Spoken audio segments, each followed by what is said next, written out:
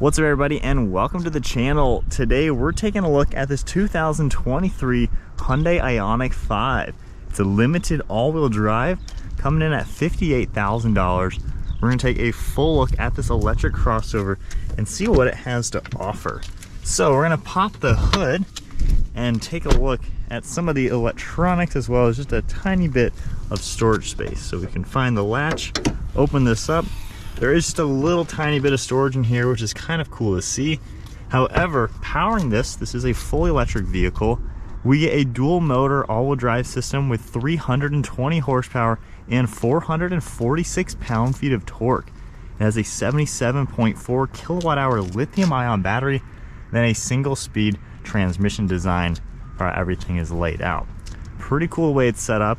Get about 255 miles on one charge. And if we take a look at the exterior styling, this is a really retro looking but kind of modern vehicle as well. If we go ahead and lock or unlock it, you can see this square shape with these headlights. It's pretty unique. And then when the headlights themselves are on, this whole thing lights up with an LED. Let's go ahead and show that while we have just a little bit of shade, but really unique the way everything's set up. Headlights all the way on now, and then hopefully you're gonna be able to see it. But you can see all these little lines in here.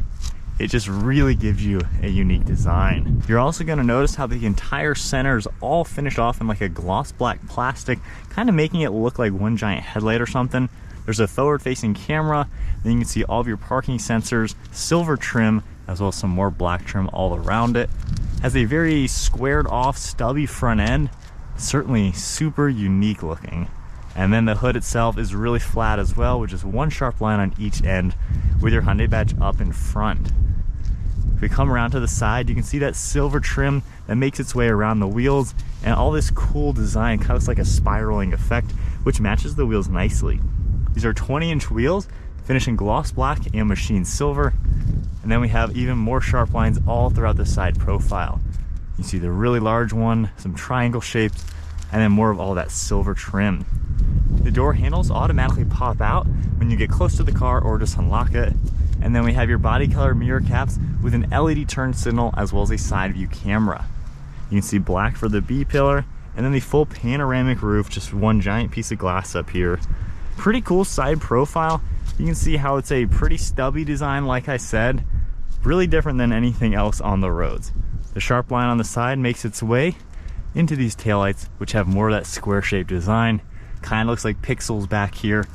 You can see the IONIQ 5 badge, the Hyundai name, and then some black trim all around the rear glass with an integrated spoiler. In back, you see your H-Track logo, more of the silver trim with reflectors and parking sensors, and then a little bit of black trim all around. Has a cool look in the back, kind of matches the front nicely. It's basically what you would expect it to look like. And then from here, you have your key fob. You can of course use the button on the back or the one on the actual vehicle and automatically open up the rear liftgate. We get a lot of space in here, even with a privacy cover, pretty flat floor, so pretty useful. And when you open this up, we get just a little bit extra space. You can also take this and remove it if you want that extra storage area, and then you're gonna manually fold down the seats from up front. Pressing that button, we can automatically close it up. Liftgate will go down, and then we can check out the rear seat area. So all this nice black material, a huge armrest as well as grab handle, window, release handle, and then even a nice manual sunshade. There's storage down below, and a cool design right here that matches those headlights. Recline lever, an all black interior with the perforations in the center, smooth leather material all around. And you get some fabric on the back side of the front seats, along with storage nets and USBs. Now these seats do fold down. You can grab the recline lever. It's gonna come down and fold nice and flat and really give you all that access into the cargo area. The rear glass does slope quite a bit, so maybe not the tallest items back here, but overall it's pretty useful. Grabbing this, we can pull it back up, and then hopping in, we have air vents on the side. You can see some ambient lighting, and then it's really comfortable if you put these all the way back. All the way reclined, you have a lot of space here. And then there's even the area in the center where you have cup holders as well as your armrest. And then up above, you can see that huge panoramic roof to really make the back seats feel nice and open. Not a bad place. LED lights up top as well as your grab handle. And if we go ahead and hop outside, see what the driver gets to do. Door handles are really easy to use and they look pretty nice. So the door panel is going to be just like you saw in back. All of your same controls. You do get memory seating, window controls. Now the seat is very unique. The front area you can press, and this is a leg rest that's actually going to come out. It takes a little bit of time, so you kind of got to wait for it. However, once it's out, you give a really nice leg rest on it, and then this seat is designed to really give you a comfortable design where you can just kind of relax in here, and it's kind of designed where you can sit here in a lounge chair and wait for this car to charge. It's actually way different than a normal car with how steep this is. So you have a really comfortable lounge seat, and you can gaze at the stars and the sky. We have this nice material all around the seats with those square shapes all throughout it. And you can see all the way up to the headrest with more of the piping. Same with the passenger seat. Steering wheel is a 2-spoke design with a nice texture in the center and leather. And then hopping into it with this lounge chair design. And then now it literally feels like I am relaxing sitting in my own couch. So really neat feature. I've never really seen that on another car. Now we can just press the buttons and get ourselves back to a normal seating position. To start the car, we just press our foot on the brake, press the button, just like in any other typical car. And then you can see everything turn on, cool looking steering wheel. We get two 12.3-inch screens, and the one in the center has all of your basic information. You can see this speedometer as well as the range. And then we have our drive mode button where we can go through sport, eco, and normal. It's a little bit more performance focused. We have some information in the bottom for different vitals. And then this icon right here, you can scroll through the top to see all sorts of information. Scroll up and down into here and see safety items, all of your trip information as well. Navigation pops up, and then the power delivery along with more information. We have cruise control settings on the right, some audio on the left side, and then on the far right we have your windshield wiper controls. Then this is your gear selector. Going into drive, going into reverse, and then tapping the P button for park. On the far left side, we're going to see our turn signal stock as well. And then what looks to be paddle shifters, these are actually the regenerative braking. You can make it more or less with just tapping these. On the far side, we have the electronic park and brake as well as your brake hold, power liftgate button, some cool soft material here, heads-up display, and then that same synthetic material all around the dashboard. Has a nice stripe design for the air vent, have a 3-dimensional look here, and then taking a look at the infotainment screen. It's basically what you're familiar with any other Hyundai. You have information right here, navigation, your EV stuff. You can go into this and see a few more things within the car just to keep things monitored. All your climate controls will pop up as well. Really easily, you can adjust everything like your dual zone temperature, your fan speed, and then you have a home button to go back to the main screen. There's a few more items as well. And if we do go ahead and put it into reverse, you can see the backup camera top-down view. We can adjust for different angles, and we even get a 360 camera.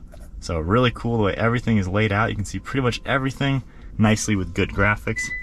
Going back to park. Underneath that, we get physical climate controls. You can easily adjust these. You can see the screen that'll change, camera icon, tuning, volume and on-off, and then all the different climate controls. Now underneath here, there's no center area, so it's really cool how open everything is. We have USBs and storage, then we also have 2 cup holders. Down below, you can see USB ports, and then a nice wireless charger. Even more storage with the synthetic leather. And then opening that up, you're gonna see some space. Then we have a pretty good sized glove box as well, kind of what you would expect. So pretty good looking interior overall. And then up on top from this angle, the roof looks really good. And then we can just pull this once and it's gonna automatically close. The glass is fixed, so it's really just the sunroof itself. And then we have some dome lights up top and your mirror. All right, so we are setting off now in the IONIQ 5 in sport mode. So that torque, it gets up to speed. It's a pretty darn peppy electric car, especially in sport mode. I like just how you give it some gas and it moves. Now, if we go ahead and tone it down into eco mode, I will say it is significantly slower to drive. Like, I'm giving it half throttle right now and we're just barely moving. So if you are going to be getting into traffic real quickly just at least pop it into sport or at least normal. Eco mode is very conservative if you're really trying to just, of course, save the power. Very slow to drive that way. Even full throttle, it doesn't really accelerate. So normal driving, you have a really good windshield, really easy to see out of. All the mirrors are really nice as well. It's just a nice open feeling car. Not really crazy blind spots over your right and left shoulder. Really good visibility over your left. And it seems like a nicely put together car, even going 45, 50. You know, there's not too much road noise or anything. Soft suspension to where it feels just nice and comfortable. There is some wind noise, I noticed that. Hopefully it comes off on camera. But at least above like 60, there's just a little bit of wind noise, I would say. So not the worst, but you can definitely feel it kind of on a windy day. You can hear it a little bit. The fit and finish is also pretty nice. It just feels like a nice, cool place to be. You know, these electric cars are always a little on the funky side. However, this one seems like it's nicely put together and the materials all feel cool. They look cool. You know, it seems like a pretty neat design. The interior use of space is fantastic. There's so much space in here. It feels roomy and comfortable and open. Honestly, it's a car you can just normally comfortably drive. And I like with the drive modes, you're gonna notice the depiction in the center, it's more rear wheel drive bias in the eco mode, gives you a little bit more front wheel drive in normal, and then sport mode seems to do a good 50-50 from front to back, to where you're really using all the power to all the wheels to just give you that acceleration. So I like how they've just designed the powertrain. I think it just drives really nice and it gives you the power when you want it, and then the the eco-friendly conservative driving mode when you want to conserve your battery a little bit better. Overall, it feels like a pretty solid electric car. I've always liked the Kia version, and now the Hyundai one is also pretty nice. Going over train tracks, the car doesn't rattle and shake around. It feels like it's pretty well built. And then you just get a slight hum from the system. In sport mode, you get a little bit more of those electronic noises, which kind of make it pretty cool. But for normal driving, honestly, this seems like just a nice overall electric car. You really can't go wrong with. You got the space, you got the performance, and it's just kind of a cool place to be.